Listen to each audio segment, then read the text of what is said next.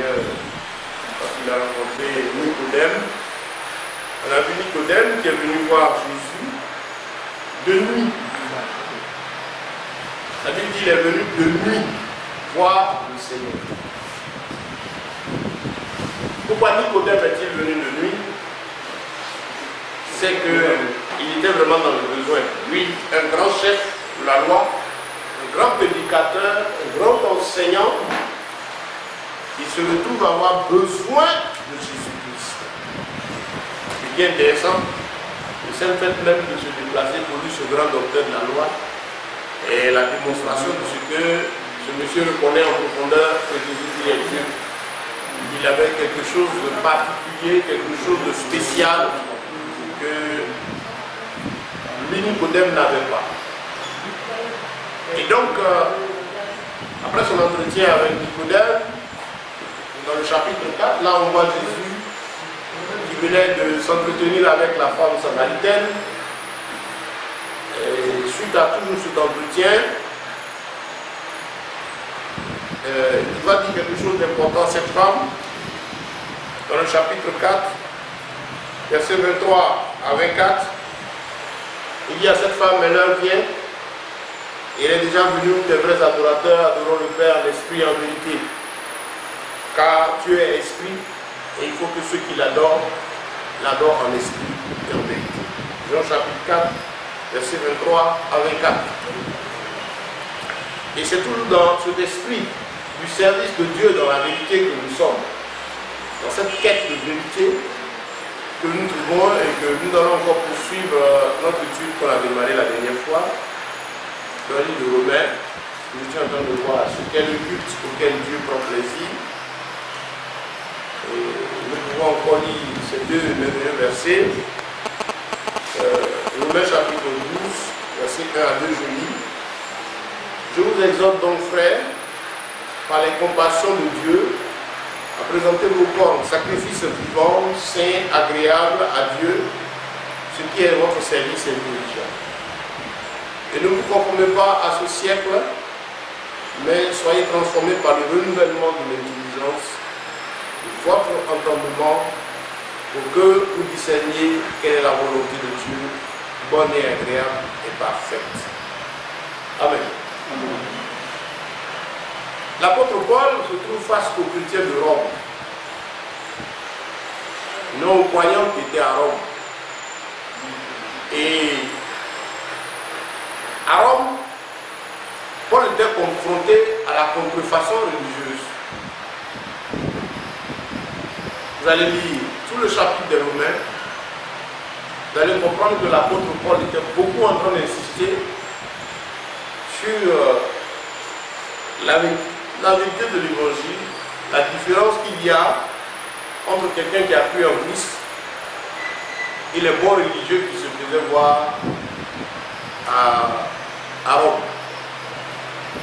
Et dans ce élan-là que l'apôtre Paul a jugé utile d'enseigner les chrétiens le culte auquel Dieu prend plaisir.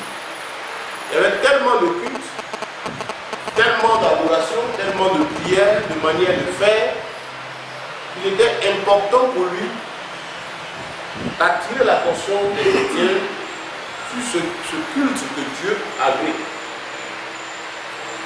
Si l'apôtre Paul a pris le temps ainsi d'insister sur cet élément pour attirer l'attention des premiers chrétiens sur la vérité, cela veut dire qu'il y avait la présence également du faux. Il y avait la présence du faux. L'un des gros problèmes, c'était la présence du faux.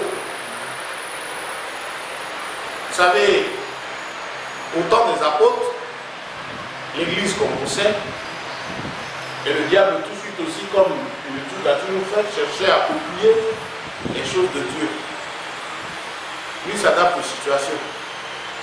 Quand vous prenez ces œuvres parmi les incirconcis, c'est-à-dire ceux qui ne connaissent pas Dieu,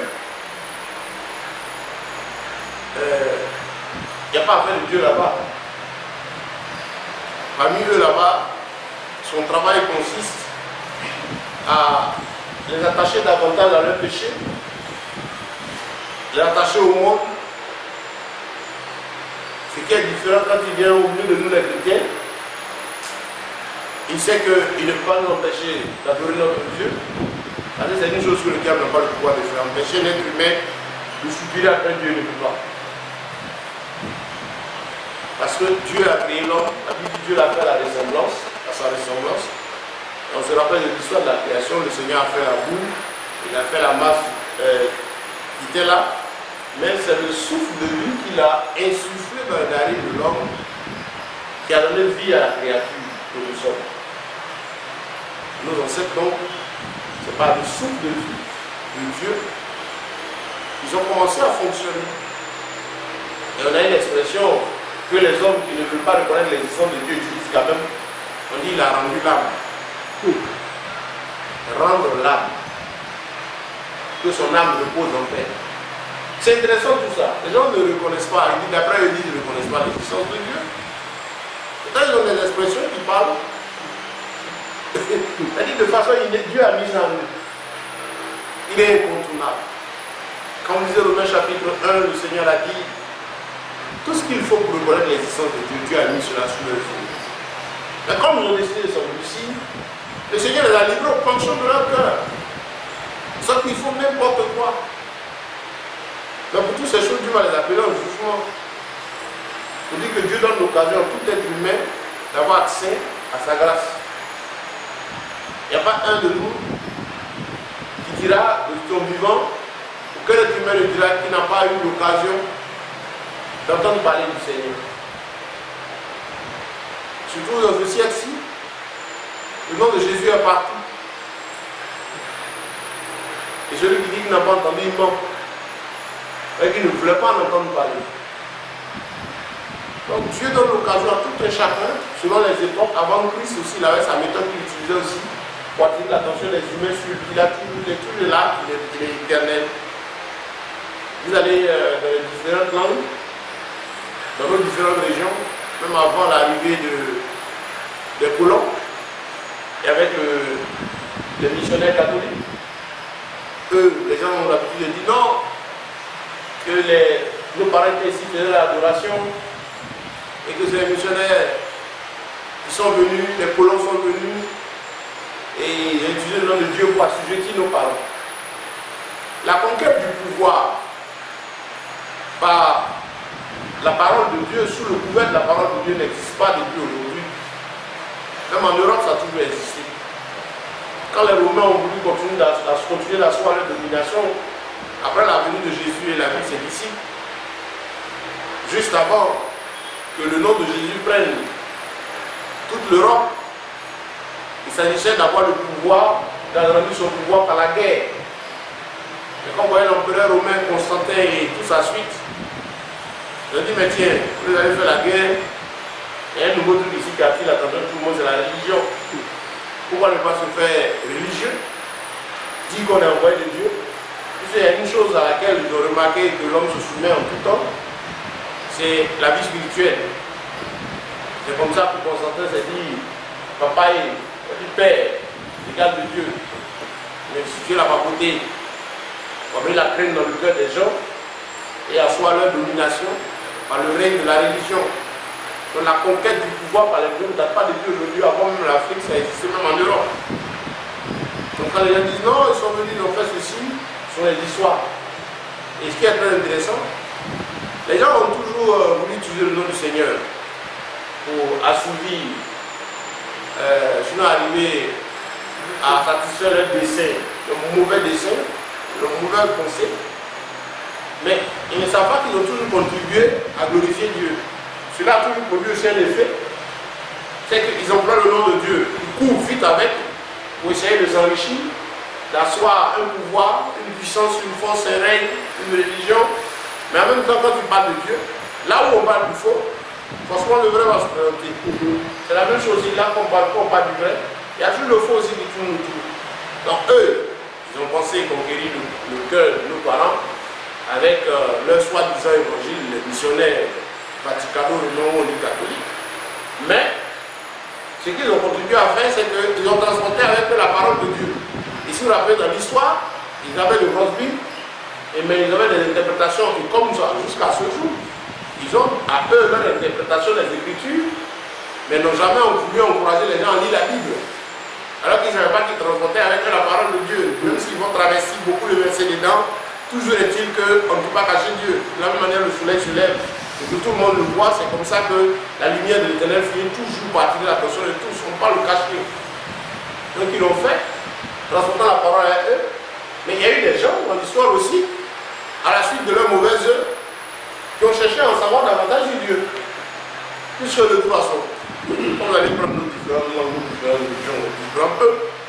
Ils vont parler de plusieurs divinités, et même les peuples idolâtres, qui parlent de plusieurs divinités, mais ils reconnaissent toujours, ils se laissent toujours une place pour un Dieu qu'ils savent exister, qui est au-delà de ce qu'ils adorent. Et ça ne date pas de l'Afrique seule.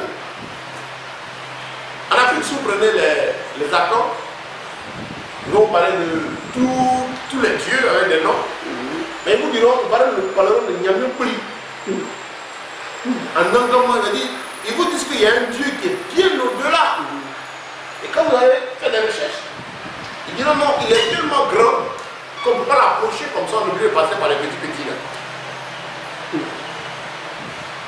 Et c'est ce même concept-là qui est utilisé aujourd'hui dans le domaine religieux, que ce soit dans le milieu vaticano-romain catholique, parle effectivement de ce Dieu.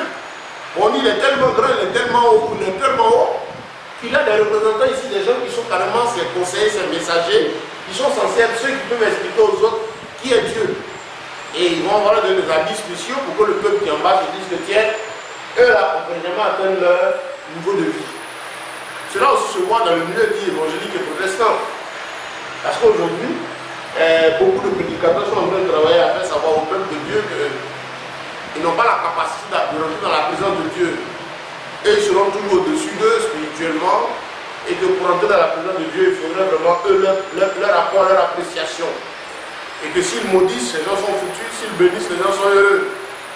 Donc il y a des gens qui vivent aujourd'hui comme si toute leur histoire, toute leur vie ne dépendait que de l'humeur de ces soi-disant responsables religieux. Ce truc-là, ça existe. Depuis les adorateurs de Lucifer, ceux qui adorent vêtement Lucifer, comme aussi dans le milieu religieux, ceux qui servent Lucifer, mais sous le coupé religieux. Le désir de dominer les autres, leur faire savoir que Dieu est trop grand, il est trop puissant, et qu'il faut des intermédiaires. On a vu ça déjà avec l'apôtre Paul, dans la même ville il y a une ville à Éphèse, où il a vu la Diane d'Éphèse.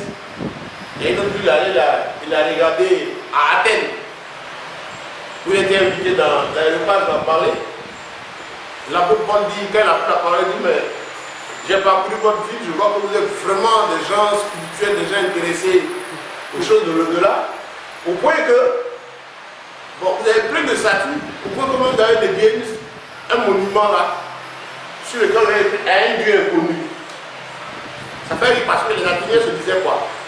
En tout cas, tous les dieux, il faut que nous les adorons. Et s'il y a un qu'on a raté, au moins il y a un monument ici. Ce Dieu-là ne pourra pas se justifier un monument à un Dieu inconnu. Oui, c'est cela. Et quand on a pris la parole, il a dit, je vais vous parler de ce Dieu inconnu. Il a étudié ces éléments, vous laissez savoir effectivement qu'il y a quelqu'un que vous ne connaissez pas. Donc c'est pour dire que cette histoire du Dieu qui existe ne date pas d'aujourd'hui. Il est trop grand pour que tout le monde puisse l'approcher. C'est ce concept ne date pas d'aujourd'hui. Ça vient de nous-mêmes. Donc on dit ceci, que ceux qui disent non, les Blancs sont venus, ils ont chassé nos religions, c'est des théories incomplètes. Ils ne savent pas de quoi ils parlent. Parce que ce système de la conquête des peuples, de la colonisation par la religion, c'est même fait dans la même Europe, dans l'Occident, c'est toujours fait. Ça ne date pas de l'Afrique seulement. Donc ces gens disent non, ils sont venus à leur religion, nous avons nos religions. On a vu des gens parler de boussonisme, c'est-à-dire qu'il y a la société. Il y a plein d'exemples comme ça. Et quand vous le demandez, c'est ce qu'il raconte, ça même pas de quoi il parle. La grâce que Dieu s'est révélée à nous. À chaque peuple, les gens sont partis.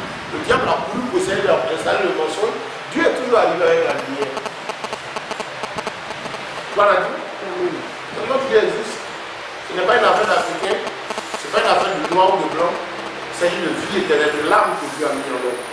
Donc comme je disais, il y a une chose que le diable ne peut pas faire, il ne peut pas empêcher l'homme de chercher Dieu. Il s'est rendu compte qu'en nous se trouve cet instinct-là qui amène tout être humain à aspirer, aller vers l'être qui est établi au-dessus de lui. Voilà. Donc qu'est-ce qu'il fait? Il faut, puisque le diable ne peut pas empêcher les hommes d'adorer Dieu, il faut les mettre carrément sur le faux chemin. Pourquoi l'homme a en lui cette partie de lui-même là qui chaque fois soupire vers l'au-delà, vers une puissance suprême, une puissance au-delà de lui. C'est celle la cause de l'âme, le souffle de vie qui est en nous. Parce que c'est ce souffle-là que Dieu nous a donné. Et c'est ce qu'il nous fait. Donc c'est pour dire que Dieu existe. Tout ce que le diable peut faire, c'est la contrefaçon.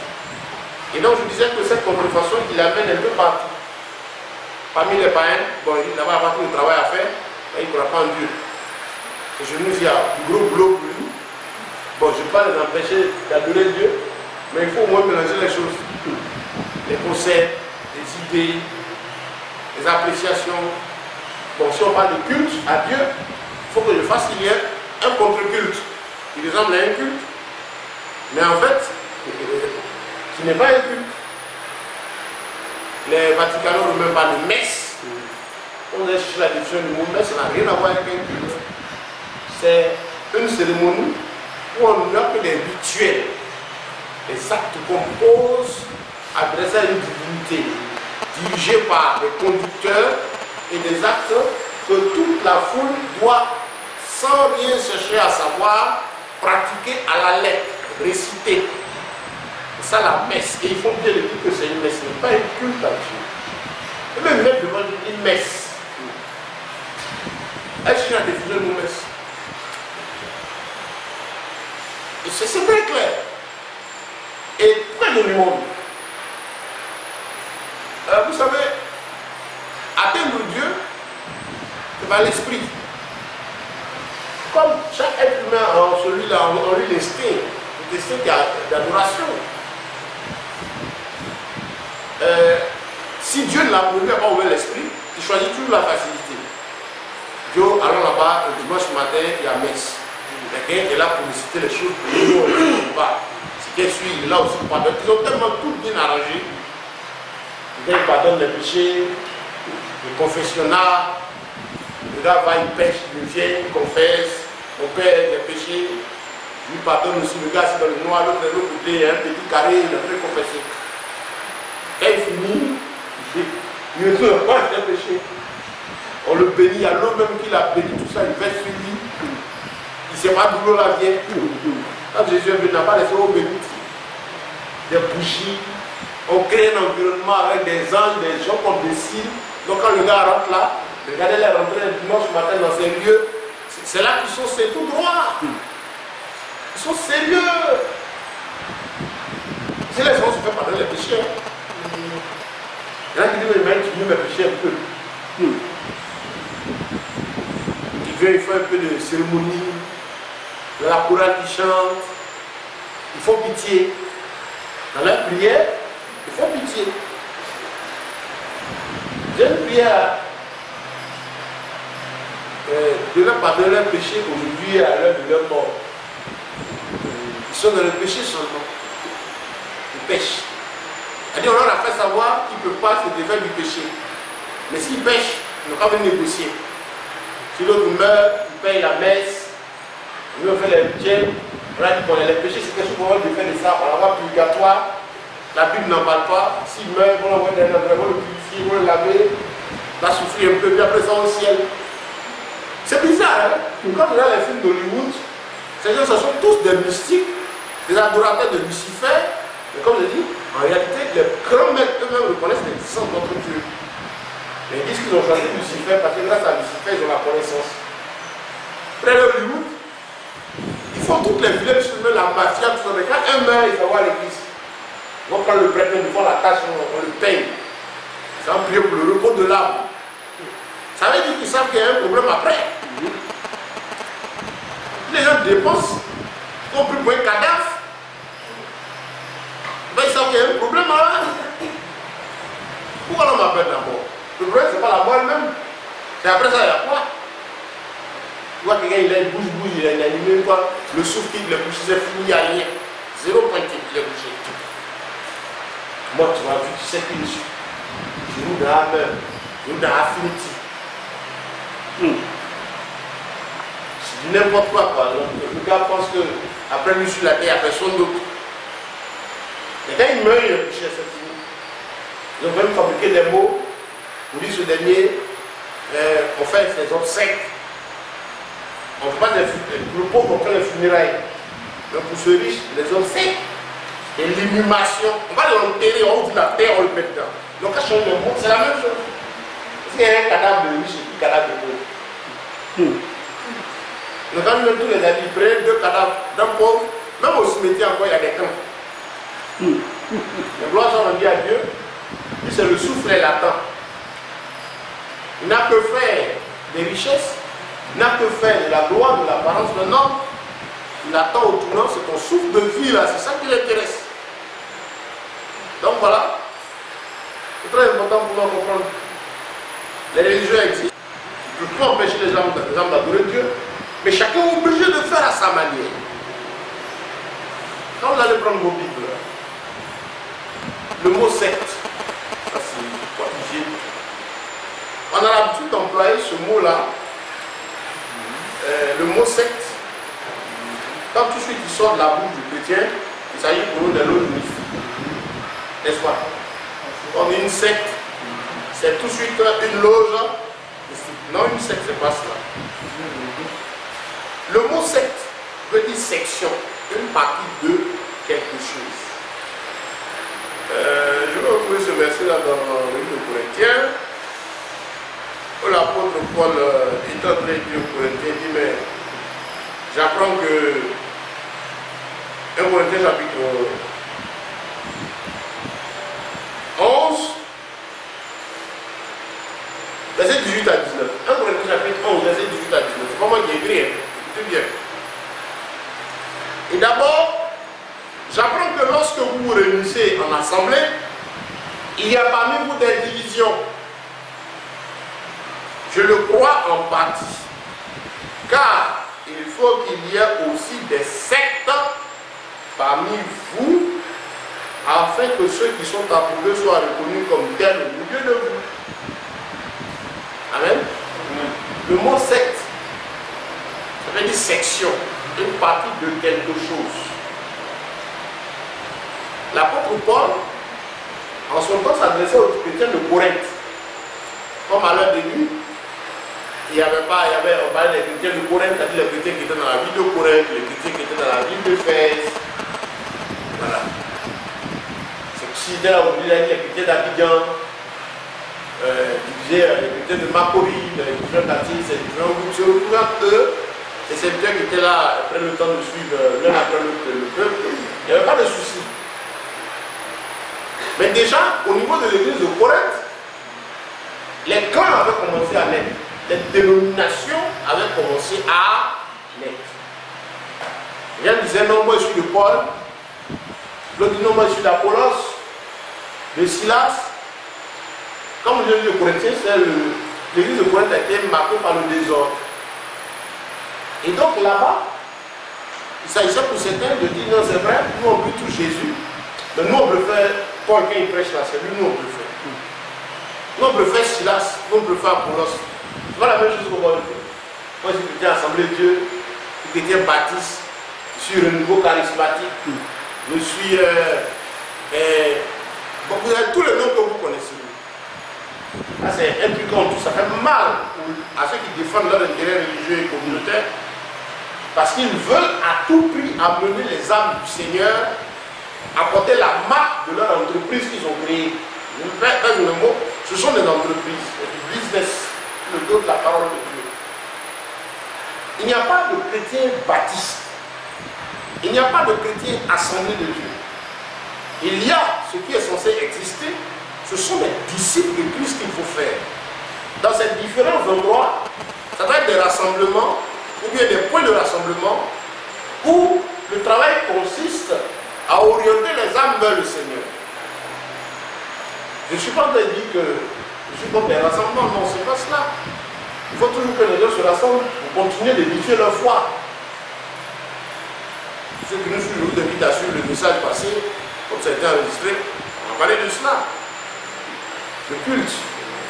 Mais on a dit que ces rassemblements qu'on a à 2, 3, 4, 5, 6, 7, 8, 9, 10 000 ne devraient être que, sont censés être la suite, c'est-à-dire un des éléments dans l'exercice de notre foi à Dieu. Ce n'est pas le dimanche matin que Dieu est présent. Ce n'est pas là-bas qu'on devient chrétien. La vie chrétienne, le christianisme, c'est la vie de tous les jours. Les rencontres de prière qu'on organise, ce sont des moments où on vient pour compléter notre foi, pour nous édifier. Les gens, les leaders des communautés sont arrivés à faire croire au peuple que, en fait, ils amènent les âmes à vivre comme tout ce que les âmes peuvent faire comme prière ou méditation à la maison n'avait aucune importance et que c'est là, dans leur lieu, à leur moment de rencontre, que la vie chrétienne se fait. C'est archi faux. C'est là, en plus de 90%, vous avez un souci. Il faudrait que la salle soit pleine. Il faudrait qu'il y ait assez d'offrandes. Le souci, ce n'est pas que, comment les gens vivent. C'est qu'ils puissent remplir le bâtiment, venir là et mettre en scène avec lui le bâti. Et lui donner les moyens de réaliser ses pensées et ses désirs. Vous voyez, c'est tout. Ça, c'est à plus de 90% de l'esprit dénominationnel. C'est pas une boîte d'entreprise. Qu'une âme dans ces 4 murs commence à chercher profondément Christ et même poser des questions, demander à comprendre certaines choses qu'elle ne saisit pas, refuser de se soumettre à des choses qui lui semblent bizarres, hein, pour tout de suite le traiter de rebelle. On dit chrétien papillon. On va prendre le verset de Hébreu. N'abandonnez pas votre assemblée, mais je regrette ce qu'Hébreu disait ici, ça n'a rien à voir avec les communautés.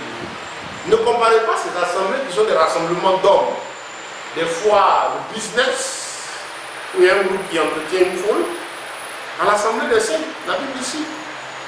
Paul parlait de ceux qui étaient sur le rassemblement des frères pour aller se jeter à autre chose. Ne glorifiez pas Dieu. Ça vous dit quoi? Et si moi, chrétien, je suis ici dans tel endroit que je prie, et que je vais me retrouver par le dimanche prochain dans un autre endroit aussi, pour davantage apprendre sur Christ, je n'ai pas abandonné mon assemblée. Attention, ils chantent le pasteur de leur contexte. C'est grave, leur assemblée n'est pas l'assemblée du Seigneur, c'est leur assemblée à eux. Mais il faut bien verser pour appuyer la chose. Et c'est ça. Donc, vous voyez, ce qu'on rencontre aujourd'hui a indiché depuis le temps des apôtres.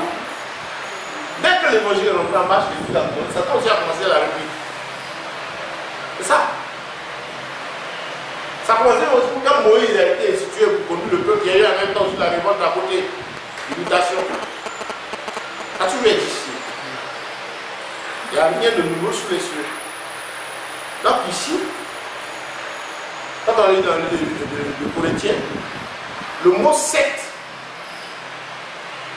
voulait dire les groupes qui se créent parmi vous, le vous, la c'est des gens qui avaient cru en Christ.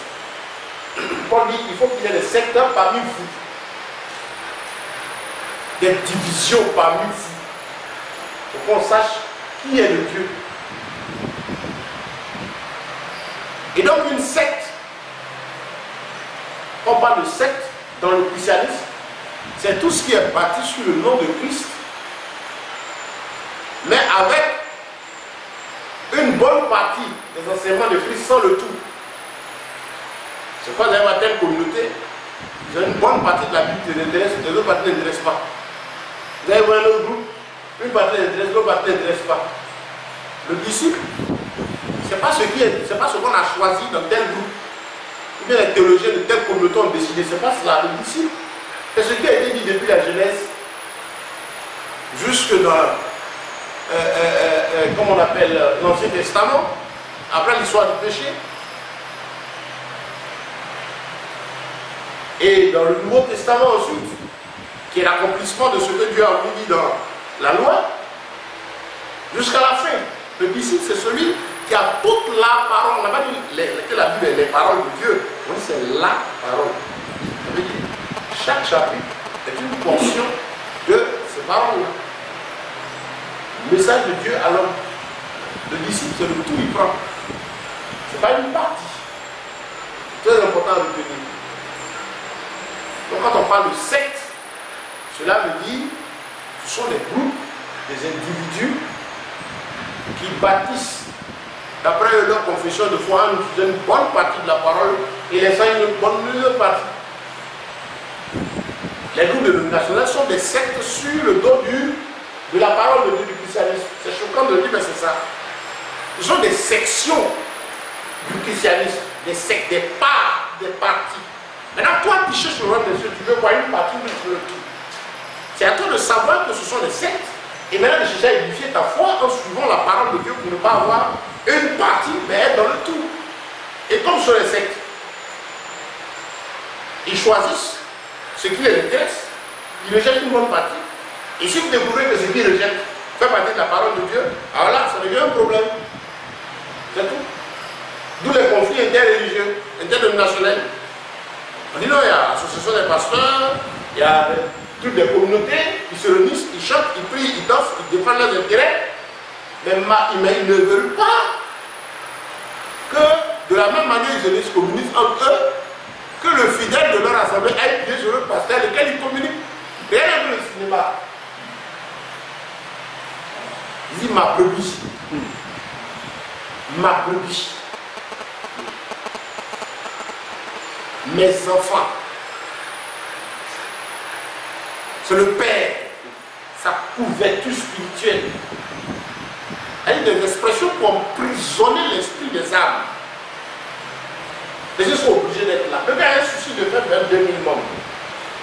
Ils sont 50, et puis dimanche prochain, quand tu ne viens pas à ta famille, tu as fait au moins 3 personnes, tu vas être là longtemps. On a dit 2000. Dimanche, il y a 50. Tu n'es pas venu dimanche passé.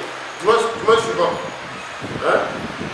Puis il y a 50 là. Après, tu viens à 47. Tu n'es pas content. Puis il y a un objectif de 2000. Donc du coup, tu te motives. Il n'est pas content. Pourquoi tu allais bien le côté? Et allait par exemple, des endroits où il y a plusieurs églises qui prient ensemble. Ils disent, vous voyez le pasteur, ils se saluent, alors après ils sont contents, ils disent ça. Mais le fidèle, là, c'est si vous voulez prier le côté, à faire qu'il va avoir. C'est bizarre. C'est pour dire que c'est des business, c'est des entreprises, chacun des fait des 4 minutes.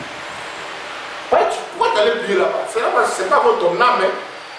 C'est parce qu'à la fin, il y a l'offrande, ton offrande, puis tu allais compléter le nombre de là-bas et l'offrande. C'est tout pour deux choses, le nombre, mais dans la profondeur de l'offrande.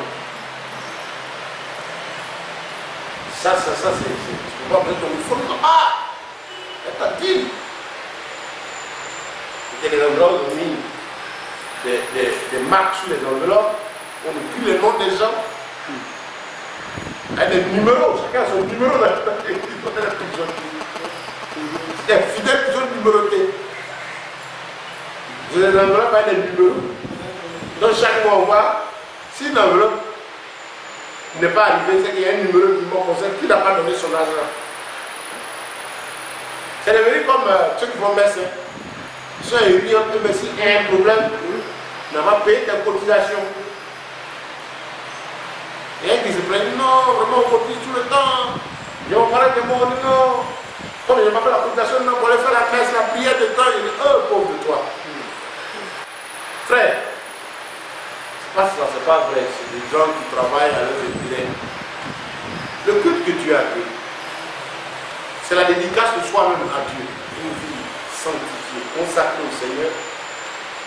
Ensuite, il faut prendre que moi seul, je peux chanter, louer, adorer Dieu, faire un culte. C'est-à-dire c'est un moment personnel d'adoration de louange. Je ne peux pas m'étendre dessus. Le message de façon est enregistré pour la dernière fois pour le suivre prochainement. Mais je voudrais particulièrement aujourd'hui toucher un point. Et la louange et l'adoration. Vous savez, il ne faut pas mélanger les prières. Il faut savoir ce qu'est l'intercession. C'est le moment pendant lequel on vient prier, pour crier à Dieu pour un besoin, intercéder, on se met devant Dieu, prier avec force pour nous, pour le peuple, pour que Dieu ait compassion et nous apporte aussi. Ce n'est pas un culte. Le culte est censé être le moment pendant lequel, après le culte qui est la dédicace personnelle à Dieu, le culte, c'est-à-dire la cérémonie que tout le monde mène pendant le rassemblement, c'est un culte de louange et d'adoration. Il est censé être un moment pendant lequel tous les actes qu'on va poser servent à louer, adorer, magnifier Dieu. Les cantiques, il faut bien écouter les paroles. Le Seigneur dit les vrais adorateurs adorent le Père en esprit et en vérité. Il y a les cantiques, c'est parce que c'est une chanson qu'elle est belle, qu'elle est une louange et une adoration, non. Vous allez prendre, moi je ne souffrirai jamais, je ne manquerai de rien. Le Dieu de Jacob, ce n'est pas une louange et une adoration. C'est quelqu'un qui proclame quelque chose. Et encore forcément, avec le proverbe 23, on n'a pas dit je ne souffrirai jamais. Il dit je ne manquerai de rien. Il n'a pas dit que jamais c'est fini.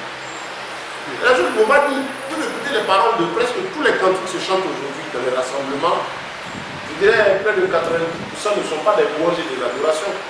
Les paroles sont pour proclamer quelque chose, pour réclamer quelque chose, pour exalter l'homme. Il serait à la tête et non à la queue. Bon. Ce sont des chansons, ça appelle la foule rentre en transe, parce que ça répond à ses aspirations. Ce n'est pas Dieu qui est honoré, ce n'est pas un culte. Encore même si cette manière de faire était voulue par la parole de Dieu. Adorer Dieu, le servir, comme Paul a dit ici, ce qui sera de votre part le service intelligent, le culte raisonnable. Donc je me trouve dans un rassemblement, on entend chanter un cantique. Il y a un chante là, dans ma vie, ce n'est que le péché. Jésus prends moi, oh Jésus prends moi. Que dit sa réputation? Il ne faut pas se dans ma vie, ce n'est que le péché. Un enfant de Dieu, ça c'est bon pour nous. Là où les gens font messe, c'est qu'ils doivent chanter ça. Le chrétien, on ne dit pas que c'est un saint à 100%. Mais quelqu'un qui a connu Christ, c'est une personne qui marche en luttant chaque jour contre le péché. Jean a dit, il ne péchait pas. Mais si quelqu'un a péché, on a un avocat auprès du Père. Je peux accepter de chanter en tant qu'enfant de Dieu toujours ce qu'elle dit. Dans ma vie, ce n'est que le péché. Et puis, je disais en haut, dans ma vie, ce n'est que le mensonge. Les gens chantent. Bon, surtout à l'aise donc, parce qu'effectivement, aujourd'hui, il n'y a plus véritablement de consécration en tant que tel à Dieu. Donc les gars sont à l'aise dedans. Donc, il faut écouter les paroles qui sont dites. Si je me trouve dans une situation de louange et d'adoration, il faut des paroles qui servent à magnifier Dieu, lui rendre les honneurs, le célébrer, l'exalter. Comme les psaumes sont les cantiques. Vous allez en voir certains qui étaient des lamentations, certains qui étaient des prières, des évocations à Dieu, certains qui étaient des louanges. C'est important que dans les rassemblements, les gens sachent faire la part des choses. C'est très important. Parce que le diable a réussi à installer une chose aujourd'hui qui a plus de forme et force dans l'Église. C'est le culte de la personnalité. Les prédications sont à plus de 90% reliées à l'exaltation de l'homme. Et Jésus, notre Seigneur, est censé être là pour travailler à ce que l'homme soit le premier. Il ne doit pas échouer, il ne doit pas soucier, il ne doit pas être là. Tu dois être aussi. Wow. Prêche. C'est un truc comme ça. Prêche. Pendant qu'il prêche, il y a qui couait au front. J'ai déposé. Si Jésus était là, il a chassé sur les murs. Ceux qui écoutent et qui voient, dites-leur que c'est une mauvaise manière de faire. Votre prédicateur il est content parce que vous touchez son corps, vous l'exaltez. Vous posez un acte qui lui plaît. J'ai suivi ça dans l'assemblée qui ne peut pas être allé. Il y a un gars là, dès que le prédicateur il couille, il s'en fait offrande. Et le pasteur lui dit, toi là seulement, tu as une bénédiction spéciale. C'est du n'importe quoi. Regarde ton offrande, il y a un temps pour ça. Pourquoi en Israël est dans le temple, le trône est dans le coin? Là où on a peur de ça, il faut amener le palais devant. Vous surveillez qui donne et qui ne donne pas. Et c'est une bonne stratégie. Hein. Le palais devant, le prédicateur, il est là. Vous êtes en bas. Et puis on dit, vous. C'est une stratégie. Hein. On va passer l'offrande. Bon, la première année, vous sautez. Ce sont des techniques qui ont été mises sur pied pour empêcher ceux qui veulent s'asseoir de s'asseoir et pour faire en sorte que le gars se dise, je ne veux pas aller là-bas les mains vides. Et on dit non, tu n'entreras pas dans la présence des mains, tu ne peux pas donner Dieu les mains vides. C'est vrai. Et c'est pour contrôler les gens, c'est pour avoir une pression morale sur l'esprit des gens. Les apôtres n'ont pas eu ce souci de presser les gens pour les offrandes. Parce qu'il prêchait la vérité. Et celui qui touchait le cœur pour donner la mission d'esprit pouvait faire son travail. Quand vous prêchez la vérité, il n'est pas besoin de presser les âmes. Vous pouvez laisser le panier, le trône dans le coin là-bas, louer, célébrer Dieu, et choisir un temps. Les gens vont vers le panier. Maintenant, c'est aussi sacré. C'est pas que ça aille devant le gars, il faut le panier à terre, que c'est sacré. Il y a des escrocs qui sont là, le gars est là, il a arrêté son bout, ça porte et puis il vérifie les offrandes. Alors vous qui mettez 500, vous mettez 1000 francs, vous mettez 200. Il y a la foi au montant d'offrande. Dieu dit, il cherche quelqu'un pour donner 100 000, il cherche 5 personnes pour donner 100 000. Et bien, les gens, ça c'est le maquis à Talapou du DJ là. Vaut mieux louer, former des gens. Ils vont travailler dans les bars climatisés. Vous le prenez pour venir jouer en France, ça passe vite. Ne passe pas, ne plus mal, le Seigneur fait. Si elle est DJ, vous avez des DJ, vous le dites. C'est très simple. Je m'appelle un prédicateur qui me disait une fois, il dit, j'étais en train de préparer une veille. Il y a cette réunion là, les bishops, les régulars, tous ceux qui étaient programmés dans la réunion préparatoire, Dieu va les couper. Ils ont même 2 millions, c'est facile. Mon frère, c'est ce qu'il dit, on va les couper. Dieu dit, c'est 10 personnes pour 100 000, 100 000, j'avais 1 million. C'est les calculs, en sortant de là, ils ont leur argent.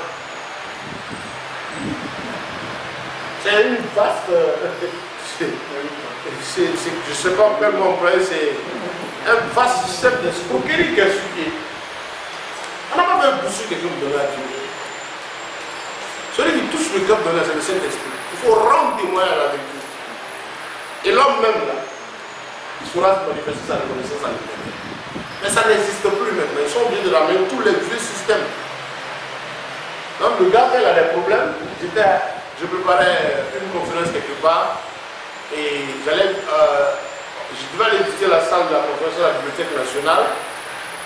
Et il y avait là quelqu'un qui était aussi en train de faire un travail. J'étais venu prêcher là-bas. Et il a reçu un coup de fil.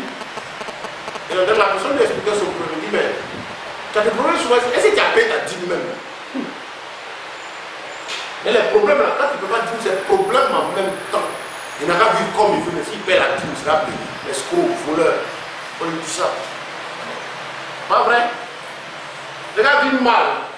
Le Seigneur demande à Israël, j'en ai marre de vos sacrifices. Parce qu'ils sont souillés.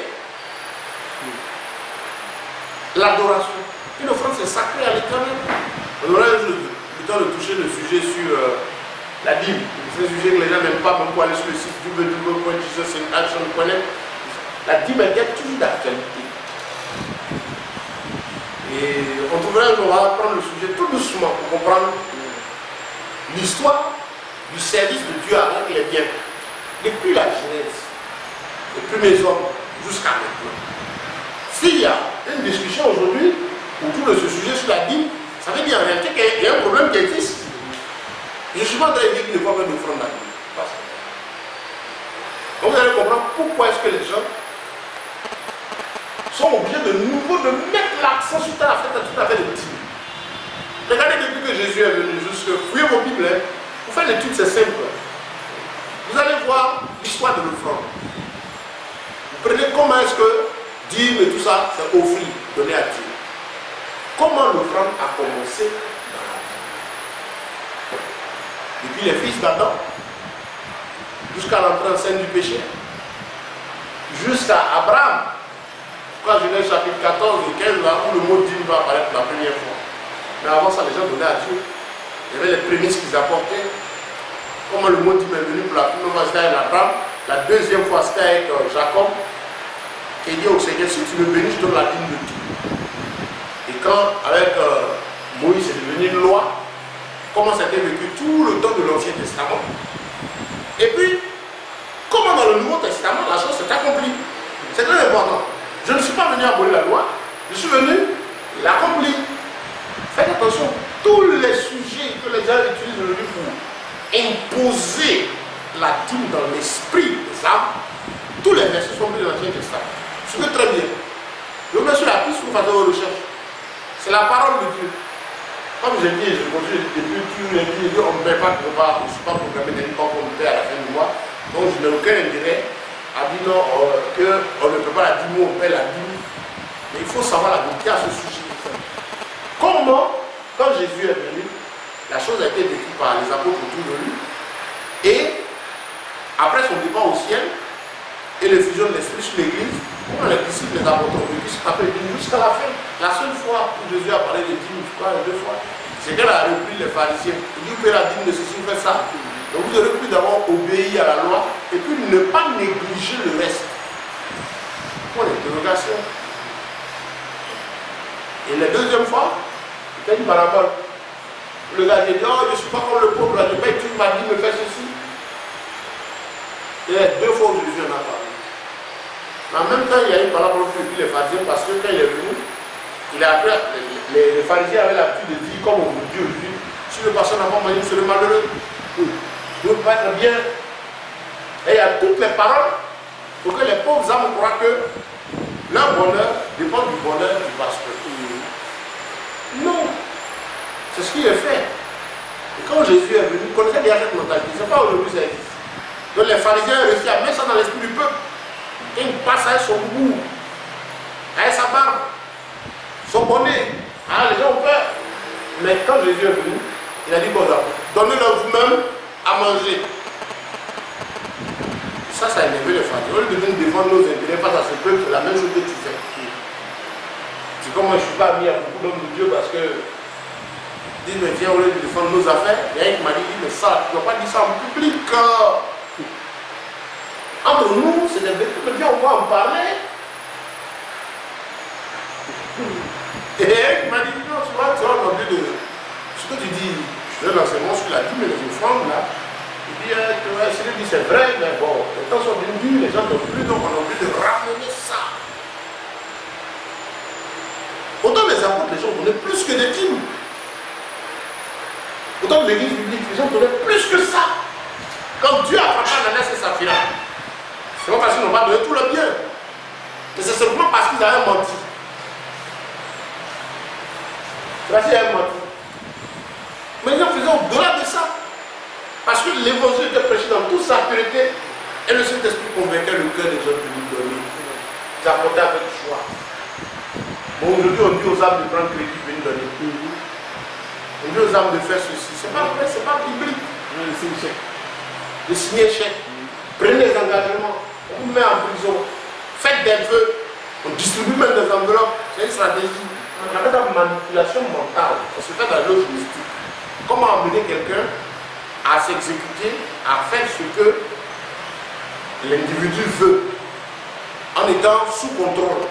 On ne se rend pas compte tout de suite qu'on est en train de l'utiliser. Il faut donner à Dieu les conditions de la parole. Mais comme je dis, on aura l'occasion d'étudier ce sujet-là tranquillement. Sinon, je crois que la dîme est sur la Trinité. Si je passe sur le site, bon, je vais le dire tout à l'heure, sinon l'enseignement est là, l'étude est là. Il y a dans quelle église vit ma foi aujourd'hui. Vous allez le trouver sur le site, une très belle étude. Vous allez voir aussi comment reconnaître un véritable serviteur de Dieu. Vous allez voir aussi comment obtenir la bénédiction divine. Vous allez voir aussi, je crois la dîme est toute la Trinité, c'est là-dessus. Là-dessus, c'est sur le site, la dîme est toute la Trinité. C'est une étude très complète. Prenez ça tous, mais plus suivez. Prenez vos Bibles tranquillement, un peu étudier. Notre rôle, c'est de vous aider à comprendre ce qu'elle écrit. Chacun de nous a accès à la parole de Dieu au profondeur pour celui qui cherche la vérité. Le voile du tabernacle a été déchiré pour dire que désormais c'est pas le souverain Zakata, ceux qui sont dans la présence de Dieu, mais vous pouvez venir dans la présence de ce Seigneur. Voilà, et puis le chrétien la polygamie. Sur le site, il y a le chrétien la polygamie. Tu vois les études, prenez le temps, allez sur le site, avec télécharge même ça, prenez le temps, étudiez, faites voir à d'autres. Mais la dîme était toute la clarté, ça, elle n'est pas un audio. Je crois que je prends le temps de faire cette étude. Et puis le rôle de la femme dans le service divin. Voilà un sujet qui fâche. Femme pastresse ou bien pasteur, je ne sais plus. Ça date depuis quand? L'objectif n'est pas d'attaquer nos soeurs, mais c'est de les aider. Parce qu'il y a des soeurs qui sont sincères dedans, mais qui sont mal orientées. Il y a des choses sincères, mais qui sont dans l'égarement. Ils sont sincères dans leur égarement. Ils veulent tellement bien faire, mais ils ne savent pas qu'il faut comme Usa. On a beaucoup de soeurs qui lui seront utiles à Dieu, mais elles opèrent comme Usa. Usa, c'est celui-là, les deux soldats, l'un des deux soldats qui suivait l'arche de l'Éternel quand David allait déplacer l'arche pour l'amener de chez l'autre, la vie de l'autre dit pour l'amener de Obed, il doit m'amener chez lui. Et puis l'arche a essayé de pencher, Uzzah est venu pour l'attraper, le Seigneur l'a frappé de mort. N'est-ce pas? On a beaucoup de soeurs qui veulent se rendre utile à Dieu. Dans les choses de Dieu, il n'y a pas d'émancipation là-bas. Il n'y a pas de révolution. Nous sommes appelés à suivre la parole de Dieu. Pourquoi? Est-ce que c'est à peine, ça fait à peine, je peux dire, 200 ans pratiquement, dans ce siècle, de vers la fin là, dans ce temps de la fin là, de maintenant, sinon, ce que je dis de la fin, il y en a qui prennent ça, qui disent le Seigneur, les derniers jours. Là, c'est maintenant. Les derniers jours ont commencé depuis l'effusion du Saint-Esprit. Quand on a demandé à Pierre, il s'agissait de quoi, quand il avait le premier par juin, dans les derniers jours, c'est ce qui est. On n'a pas vu de femme à la tête de l'église de Dieu. Même les Vaticanaux romains qui ont copié le christianisme n'ont jamais eu de temps. Jusque dans ces jours-là, où l'émancipation est rentrée dans le christianisme. Et ça, il faut aider nos sœurs qui sont sincères mais qui sont dans l'égarement, pour les aider à comprendre quelle est leur place dans le service divin. Surtout dans la sacrification. On dit non, femme, je suis pas de prêcher, parler de Christ, c'est rendre témoignage, prêcher, c'est pas de ça qu'on parle. Oh non, il y a plein d'arguments, les femmes, ce sont les premières qui sont allées voir Jésus ressuscité. Elles sont venues annoncer, elles sont venues dans un témoignage quand on parle de prêcher. Elles sont allées, elles sont venues dire, voilà ce qu'on a vu, le maître n'est pas là-bas. Elles demandent de prêcher. Il ne faut pas être malhonnête jusqu'à ce point. Et des fois, il y a l'esprit de l'émancipation. Quand Lucifer a voulu attaquer les hommes, Satan, il n'est pas pourquoi il n'est pas parti par Adam. C'est compliqué. Mais la femme étant plus disposée, c'est pas elle, il est passé pour amener la débat. Le système vaticano-romain, il fonctionne à partir de la statue de la déesse là. L'opposition au plan de Dieu. Et vous voyez des femmes qui sont obligées de fournir des efforts pour ressembler à des hommes. De prophétesses, elles sont prophètes.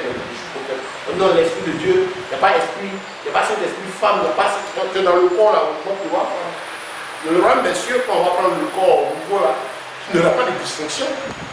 Mais voilà qu'on est ici. C'est quelque chose de siècle. Pourquoi il ne transforme pas en homme? Et puis là, tu es pasteur. On t'appelle pasteur. Je veux chaque fois, je veux développer ce sujet, mais je vais le prendre tranquillement, gentiment, faire l'étude profonde pour que nos soeurs prennent le temps d'écouter. Ce n'est pas pour attaquer une soeur quelque part, c'est pas cela. C'est pour les aider, pour qu'elles sachent quelle est leur place, selon la parole de Dieu. Alors, ce que tu as entendu que tu veux faire, tu fais. Il ne faut pas empêcher les gens de faire ce qu'ils ont envie de faire. Donc, moi, il faut leur dire la vérité. Dieu respecte la liberté de l'homme. Oui. C'est une chose qu'il a appris. Dieu respecte la liberté de l'homme. Il ne nous oblige pas à le suivre. Il ne nous oblige pas à aimer la vérité. Il la met devant nous. Je prends le temps de travailler sur ce sujet tranquillement. Le sujet sur la Bible, le sujet sur la femme qui se réclame sacrificatrice, il n'y a jamais eu de femme sacrificateur dans la vie. Autant des apôtres, il n'y en a pas eu. C'est dans ces derniers jours-là. On ne sait pas où ils vont prendre la défense. Il n'y a rien de tout ça. Il faut aider nos soeurs. Il y en a celles qui veulent s'endurcir, qu'elles s'endurcissent. C'est tout.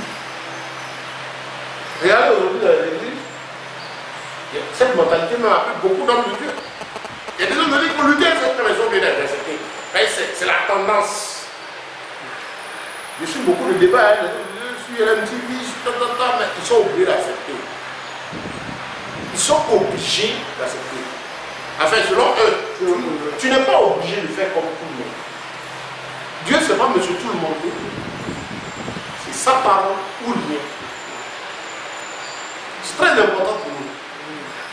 Donc voilà, ce que le Seigneur veut nous faire saisir aujourd'hui à travers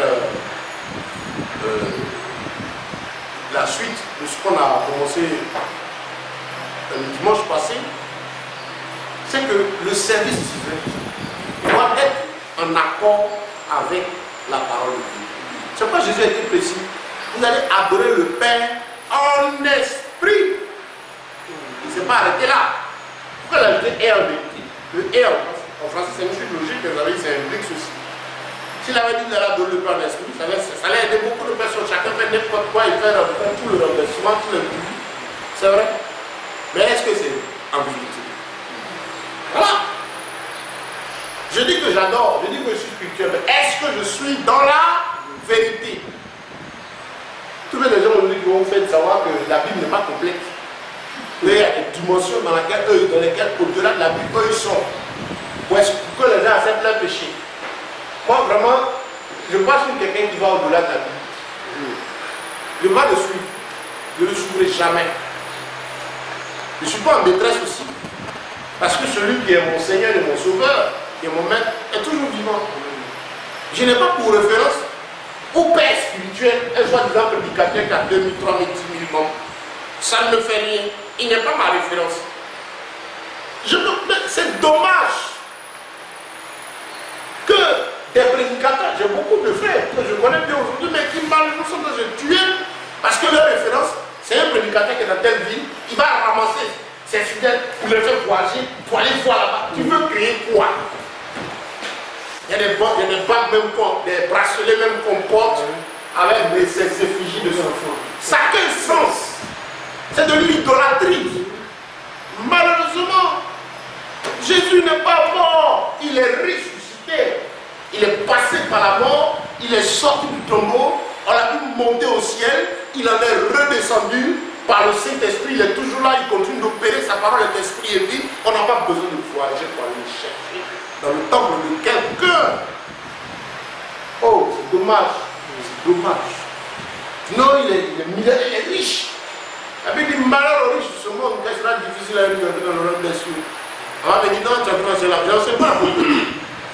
Ce que j'enseigne, c'est que Dieu sait pouvoir aux besoins de ses enfants. Il ne traite pas avec nous en termes de richesse, de millions, milliards, ce n'est pas son problème. Il vient au secours de l'homme selon les besoins, selon la mission, selon le talent qu'il a donné à l'homme. Ça aussi. Mais quand les hommes veulent vous amener à contempler les bien-être humains, il faut faire très attention. Quand un prédicateur commence maintenant à pousser les gens à avoir le regard sur l'aspect matériel, il faut commencer à faire attention. Il y a un temps quand je prêchais comme ça, on dit non, il y a quelqu'un qui m'a dit, oh, ça il n'a rien. Peut-être 1 million de tout ça, on va changer. On a fait ça pendant 20 ans. Donc Dieu est venu, il m'a livré ma petite, je suis le même. Il y a un frère qui dit, tu n'as pas changé. Il dit, moi ce que Dieu a accompli et qu'on besoin de donner au niveau matériel. Et le matériel qui vient là, ou ce que Dieu apporte comme moyen, c'est ce qu'il faut pour accomplir la mission. Donc c'est vous qui avez des problèmes avec vos prix d'habits, vos chaussures. J'étais il y a quelques jours en visite chez des pasteurs pour leur présenter le projet Eden Paul le mercredi. J'ai rassemblé l'association de pasteurs. Je les trouvés, j'ai pris la parole pour leur parler. Et j'étais fier de leur présenter mon tricot. J'ai dit, mais le tricot, je l'ai acheté, c'est 2500 à Bourg. Le pantalon, à 2000. La chaussure aussi. C'est l'occasion aussi. Ils étaient tous tristes. J'ai dit, mais bon, je disais que je suis arrivé à Abidjan. J'ai choisi ma petite maison pour que tu m'as fait un truc, c'est lui qui m'a mené en Grèce. Il y a un qui est venu le jeudi, qui a vu la maison, il dit, mais je l'ai dit, je suis dans ça, il ne peut pas comprendre comment on peut être dans ça. Et puis il porte à 1500. Je dis, mais là, ce que je vis est la preuve que vos messages sont faux pour lui. Parce que j'occupais un duplex de 7 pièces. Dans un quartier où on dit c'est comme si je n'ai pas souci avec quelqu'un, je sais vivre dans derrière rail, je n'ai jamais allé dire à quelqu'un que comme tu habites derrière rail, c'est pas, quand on est béni de Dieu, on n'habite pas derrière rail, je n'ai pas dit ça. Il sait où mon Seigneur est né. Il sait où il est né. Il aurait pu naître chez les pharisiens là-bas. Et comment il est venu au monde, et où il a évolué, jusqu'à ce qu'il monte au ciel. De grâce. Restons, soyons ce que Dieu nous a donné d'être. Gloire à Dieu. Amen. Donc frère, le service divin, il est selon la vérité, en esprit et en vérité. Prenez toujours le temps d'examiner ce qu'on vous présente. C'est vrai, le gars a fait, c'est spirituel, il a fait. Quand il parle dans son pays, il voit, il y a un là qui envoie tous les pasteurs que lui ressembler. Il envoie ses fidèles là-bas. Quand il parle dans son pays, les autorités sont soumises, ils ne se convertissent pas, mais ils sont soumis à lui. Pas bizarre ça. Il se déplace. Il est bizarre. Si Christ était à sa place, ce cet individu est plus grand que Jésus. Jésus n'a pas eu de problème l'évangile, on ne l'aimait pas les auteurs, il était dans son coin. Donc il se déplace, on dit qu'il a construit une ville, il a des universités, il a des écoles, ça ne signifie rien. Ça n'a aucun sens. Il est célèbre, s'il est célèbre, mettez une croix sur lui. On peut être connu sans être célèbre. Jésus est l'homme le plus connu de tous les temps. Tout le monde sait, mais il n'est pas célèbre. Célèbre parce que, quand on dit que quelqu'un est célèbre, c'est qu'il a prouvé du monde des sorts. Le monde pécheur l'aime, puis on l'approuve, on le connaît, puis on l'approuve. Il acclame. Mais celui qui a l'esprit de Dieu, le monde ne l'acclame pas. C'est un danger même pour toi. Si tu penses que le monde t'aime, que le monde n'a pas besoin de se convertir, mais le monde se plaît à tes trucs, c'est que toi-même tu as des problèmes. Tu es confondu au monde. Dis-toi aux frères qui font ces choses d'arrêter. C'est la convoitise qui amène ça. C'est chercher le pain. Chercher le pain, il a dit quoi? Eh bien, déclare, enseigner le travail et l'activité aux frères et sœurs. Enseigner l'entrepreneuriat, les activités libérales, ça c'est ce qui est biblique. Ces faux messages attirent le monde. Pourquoi? Parce que les gens ont des besoins. C'est une réalité, on a tous besoin de moyens. Les temps sont difficiles. Donc quand les gens affichent de tels messages, à 3 jours de grâce, de bénédiction, de transformation, il n'y a pas de transformation financière en 3 jours. Il y a la nouvelle naissance, l'opération de l'esprit qui amène quelqu'un à l'instantané. Le miracle de la conversion, le miracle de délivrance qui change de situation immédiate parce que l'homme est bloqué, ça d'accord. Mais ce qui consiste au développement de la vie de l'être humain, pour la progression de la vie sociale, ça respecte les principes établis par Dieu. Il a donné à tous les êtres humains. Tu mangeras à la sueur de ton front. Allez chercher quelqu'un qui était là tous les billets de banque sont tombés dans sa maison, c'est tout ça. Allez chercher quelqu'un, si tu veux un menteur, peu importe son nom, tout ça a redonné. On avait affaire quand il y a des prédicateurs aujourd'hui qui voient, il est assis ici, et puis il dit il s'est retrouvé dans la maison de un au Burkina. C'est dommage, et puis les gens croient. On dit, oh, vous êtes trop petit spirituellement, on ne va pas comprendre. Sorcier, tu as dévié. Si quelqu'un parle de ça, il a dévié. Mon frère, lui qui est couché dans ton sommeil, tu vois tel prédicateur, il est au Burkina, ou bien il est en Chine, il est couché dans sa même la nuit, il se déplace. Ah, mon frère, il est venu, il te dit. Pourquoi? À la fin, il n'a pas dit maintenant qu'il est apparu pour le bénir. Je suis parti là, je suis parti, et puis les gens croient. Sorcier. Mais la durée dans la maison de Dieu ne fait pas, ne garantit pas. Non. Ne veut pas dire que quelqu'un est stable spirituellement. La vie chrétienne, c'est à chaque jour suffit sa peine pour veiller sur la vérité. Je vais m'arrêter là, on pourra poursuivre dimanche prochain, mais c'est pour vous dire ceci, que la louange et l'adoration, c'est honorer, magnifier, célébrer Dieu en esprit et en vérité. À ne pas confondre avec tout ce qu'il y a.